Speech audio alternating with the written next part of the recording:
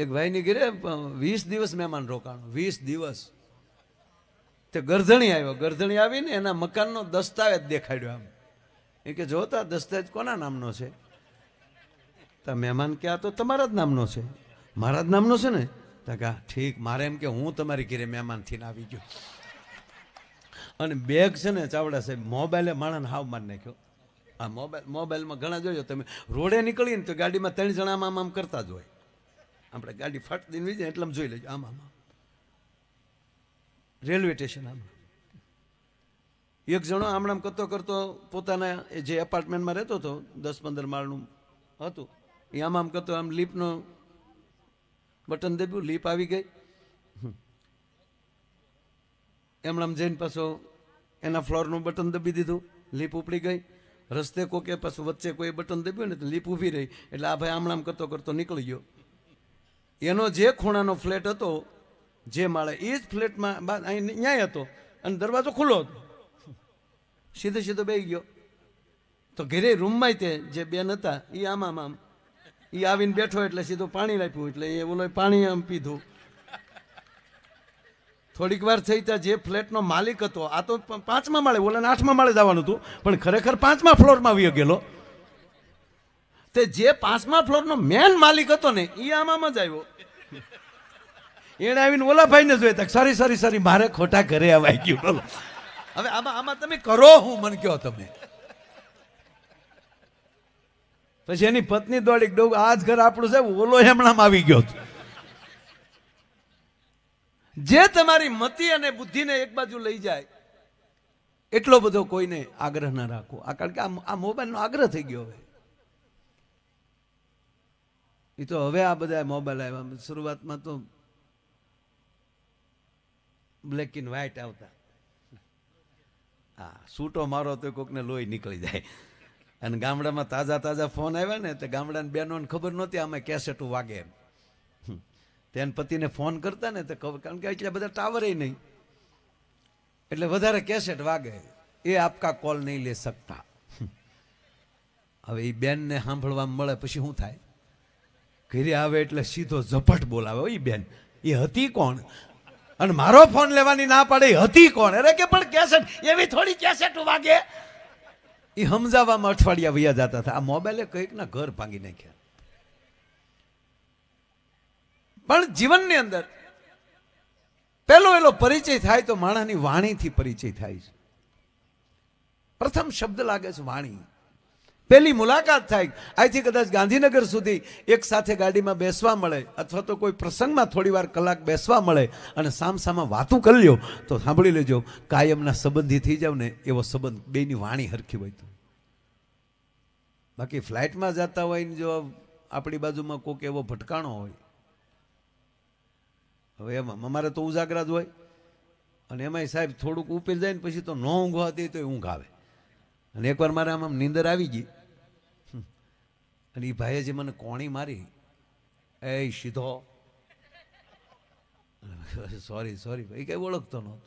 મને કે કેટલા ભાઈઓ છે? હું 4. 8 વખત તમે શું કરી લ્યો? મને ભાઈ કાંઈ કરો. એટલે ત્યારે આપણને એમ થાય કે આ પ્લેન ક્રેક થવું જોઈએ, ભલે મરી જાય પણ આની ભેગું તો કલાક કેમ કાઢવી? કહેવાનો અર્થ, જ્યાં ભેગું બેસવામાં તમને આનંદ આવે, જેને મળવાથી તમને આનંદ આવે, તો જે પરિવારમાં સરખે સરખા મળી જાય કેવું થતું છે. એમ આજનો કાર્યક્રમ, મૂળ વાત કે આવો એક પારિવારિક કાર્યક્રમ છે. મોઘેરા મહેમાનોની હાજરી છે, અને હું 90% તમને જેટલી વાત કરવાનો હવે પ્રોગ્રામ ચાલુ કરવા બાજુ જઈ રહ્યો છું, એમાં 90% તમને હસાવાનું આવશે, 10% કુણી વાતો આવશે. એટલે આનંદ કરશું. પણ મહેમાનો આવ્યા છે એટલે 2 મિનિટ પૂરતું ખાલી સન્માન, અને એમાંય માસ્તર સાહેબને તાળીઓના ગગડાટથી વધાવો. મહેશભાઈ માસ્તરને. પ્રમુખ ક્યાં ગયા? પ્રમુખ શ્રી, એને તાળીઓથી વધાવો. હા, 2 મિનિટ સાહેબને આપું છું, એ પછી આપણે શરૂ કરી દઈએ. સગા સ્નેહી મામા, મોસાળ, ફુવા, બેન, બનેવી, શાળાએ આવ્યા હોય, દરેક આખું જેને પરિવાર, જેને આપણે સંબંધ કહીએ, અને એ કેવલ ભારતમાં જ છે હો પાછું સાહેબ. આપણે અમેરિકાને કોઈ ટીકા નથી કરતા. તમે આ બાજુથી તમે જો લગભગ ઘરદીઠ એક એક વ્યક્તિ હશે, તો ત્યાં આપણા છે ને પૂછજો. મૂળ અમેરિકન માણસો જે છે એમાં બહુ પરિવાર જેવું નહીં. આમ જો પરિવાર હોય તો એને લેંગ્વેજમાં ભાષા હોય ને, તો શબ્દ હોય ને એનો. તો હાલો અંગ્રેજીમાં કાકાને શું કહેવાય? અંકલ. મામાને બોલો ને. હાવ તમે ઢીલા કેમ બેઠા? તમારે પેમેન્ટ દેવું નથી ને તમે કેમ ઢીલા બેઠા? હાવ જાણે આમ હું એમ થઈ ગયું ઘરે આપણે શું કરશે આગળ. હું તમને હસાવાયો યાર.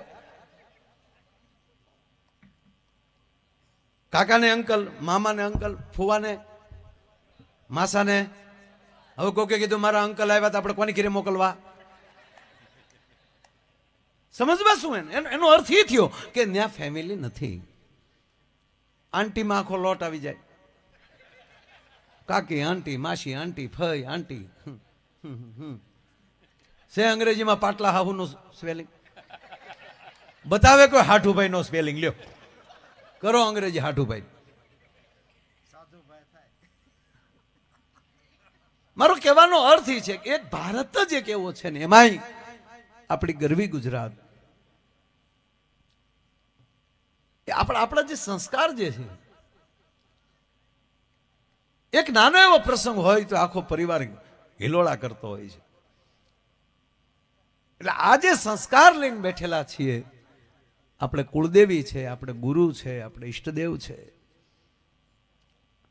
અને એ બધાયનું આપણે ઉપનામ આપણા માવતરને આપીએ છીએ.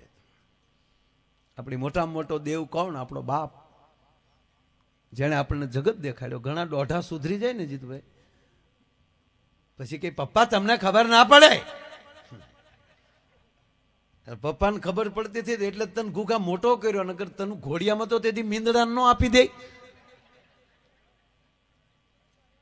જે વ્યક્તિ વડીલોનું સન્માન ન કરી શકે, એ વ્યક્તિ કોઈ દી બીજાને માન ના આપી શકે. જે મોટાને સન્માન આપે, પણ એ સન્માન ક્યારે આપી શકે? કે જે એના માવતરને સન્માન આપી શકતો હોય, પરિવારને સન્માન આપી શકતો હોય, એ જ બીજાને સન્માન આપી શકતો હોય. હમણાં ન થઈ શકે. કારણ કે આપણી ભૂમિ છે એ મહેમાનોની ભૂમિ છે ને. મહેમાનોને માન જેથી દલ ભરીને દીધા નહીં.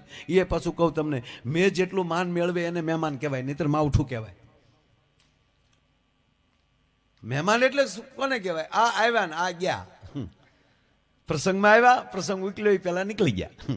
અમુક 15 દી રોકાય, એને મહેમાન ન કહેવાય, માવઠું કહેવાય.